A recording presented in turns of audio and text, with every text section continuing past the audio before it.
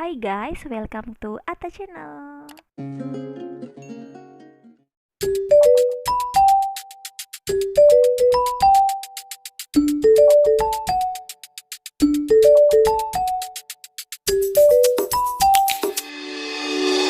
Assalamualaikum warahmatullahi wabarakatuh. Kembali lagi bersama Ibu Siti Sumali. Sekarang kita akan membahas tentang teks berita. Ada yang udah pernah tahu apa itu teks berita? Sebelum kita membahas lebih dalam mengenai teks berita, kita harus tahu terlebih dahulu apa sih pengertian dari teks berita itu. Teks berita adalah teks yang isinya mengenai segala hal yang terjadi di dunia ini yang berupa fakta dan ditulis di media cetak, disiarkan di radio, ditayangkan di televisi, atau diunggah di sebuah situs. Ya, lanjut ke ciri teks berita. Teks berita ini memiliki ciri-ciri. Yang pertama adalah faktual. Jadi sebuah berita itu memang harus ditulis berdasarkan fakta-fakta yang ada. Kemudian yang kedua ada aktual. Aktual itu terkini. Yang ketiga ada diterima di masyarakat. Yang keempat beritanya jelas. Yang kelima menarik. Yang keenam menggunakan kalimat sederhana, artinya bisa diterima kalimatnya dengan kalimat bahasa-bahasa yang sederhana. Kemudian yang terakhir, segera tersampaikan. Karena namanya berita itu memang harus segera disampaikan ke masyarakat. Seperti itu. Sebuah teks berita dikatakan baik itu harus memenuhi beberapa syarat ya. Yang pertama ada faktual, jadi informasinya harus berdasarkan fakta yang ada. Kemudian yang kedua ada aktual, jadi peristiwa yang masih hangat atau yang baru-baru terjadi. Kemudian yang ketiga harus seimbang, jadi tidak boleh memihak ke pihak salah satu gitu, jadi tidak memihak ke pihak manapun. Yang keempat lengkap. Jadi namanya berita yang kita berikan itu tidak boleh diberikan secara setengah-setengah, artinya lengkap. Kemudian sistematis. Jadi menggunakan tata bahasa yang memang bersistem gitu. Jadi dia tidak lompat-lompat. Seperti itu. Kemudian yang terakhir itu harus menarik. Jadi sebuah berita itu kalau tidak menarik itu tentunya tidak akan diminati oleh masyarakat. Yang selanjutnya ada unsur berita. Jadi sebuah berita itu harus memiliki unsur-unsur yang harus dipenuhi, yaitu ada 5W1H atau adik Simba biasanya ya yang sering kita dengar. Yang pertama what itu peristiwa apa yang terjadi. Kemudian ada where, di mana peristiwa terjadi. Ada when, kapan peristiwa terjadi.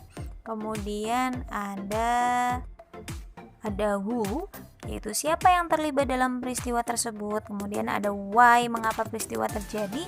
Dan yang terakhir ada how, bagaimana proses peristiwa itu terjadi atau bagaimana proses berita itu terjadi. Nah, kalau ini sebenarnya sama dengan 5W1H tadi, tapi di sini ini konsep di bahasa Indonesianya ya, yaitu bisa disingkat atau bisa menggunakan istilah adik Simba. Sama persis dengan yang tadi sudah Ibu jelaskan. Jadi A-nya itu apa, D-nya di mana, kemudian K-nya kapan, M-nya mengapa, dan B-nya bagaimana. Ya, ini ada contoh sebuah berita, bisa dibaca. Jadi ini berita yang memang sudah memenuhi unsur-unsur berita 5W1H atau adik Simba. Bisa diperhatikan ya. Nah, ini hasil analisis unsur-unsur yang berdasarkan berita yang sudah Ibu tayangkan tadi. Bisa dibaca, itu apanya itu jelas, di mananya jelas, kapan, siapa, mengapa, dan bagaimana. Ya, yang selanjutnya ada struktur berita. Struktur berita itu ada 3. Yang pertama itu ada kepala berita atau biasa disebut dengan lead, kemudian ada tubuh berita, kemudian yang terakhir ada kaki berita atau biasanya disebut dengan ekor. Ya, kalau melihat dari susunannya itu sudah tersusun dari paling penting, dan kurang penting. Jadi semakin ke bawah itu berita yang disampaikan itu cenderung tidak penting. Ya, ciri kebahasaan teks berita sendiri ada beberapa, di antaranya yang pertama yaitu penggunaan bahasa yang bersifat standar atau baku. Jadi tidak boleh dengan menggunakan bahasa gaul, itu tidak boleh. Jadi benar-benar harus menggunakan bahasa yang baku.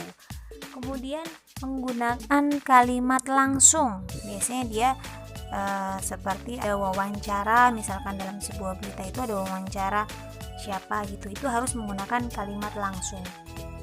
Contoh kalimat langsung misalkan seperti ini: Menteri Kesehatan berkata, tanda petik, kita harus selalu waspada terhadap virus corona, tanda petik. Nah, itu merupakan contoh dari kalimat langsung. Jadi kalimat langsung itu ciri-cirinya biasanya menggunakan tanda petik gitu. Itu ciri-ciri kalimat langsung. Ya, kemudian yang selanjutnya teks berita menggunakan kata kerja mental.